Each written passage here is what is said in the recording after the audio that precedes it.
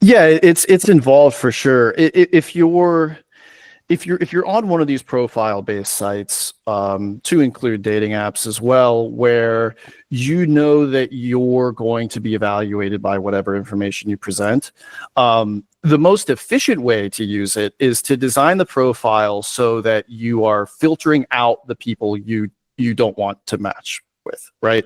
And so, for example, I on my dating app profiles always put that I was Christian, right? Am I Christian? I mean, I was raised somewhat in the Christian tradition. I don't go to church or anything. But I knew that the kind of girl who would swipe left on someone for being Christian was just not the kind of girl I would probably be a good fit for. So I use that as a filtering mechanism. Now, most people aren't doing that, because most people, men especially, will struggle to get dates on the dating app. So they're going to put forward an image of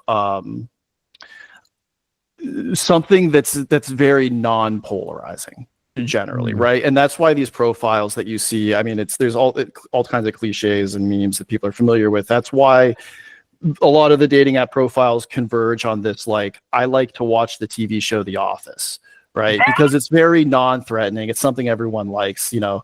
I'm not gonna go on there and be like, yeah, I love slasher films. I like to watch people die, right? Because that's, you know, maybe that's what you like. Maybe that's actually something important. You know, it's not my thing, but you're not gonna put that on your dating profile, right?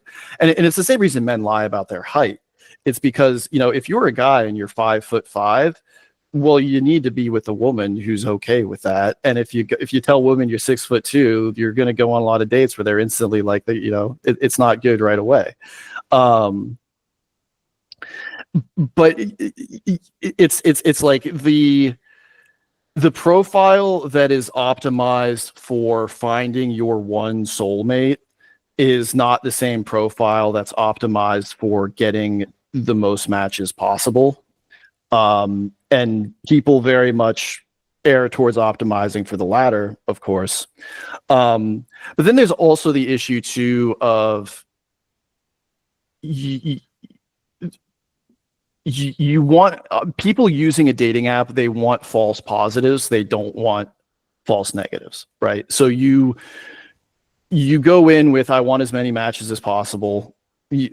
I'm speaking more from the male perspective here. It is different for women, but you want as many matches as possible. You want to figure it out so that you're not filtering out your soulmate. You'd rather filter in a bunch of people who are not your soulmate, and then roll the dice and go on the dates and start the conversations until you find the right one.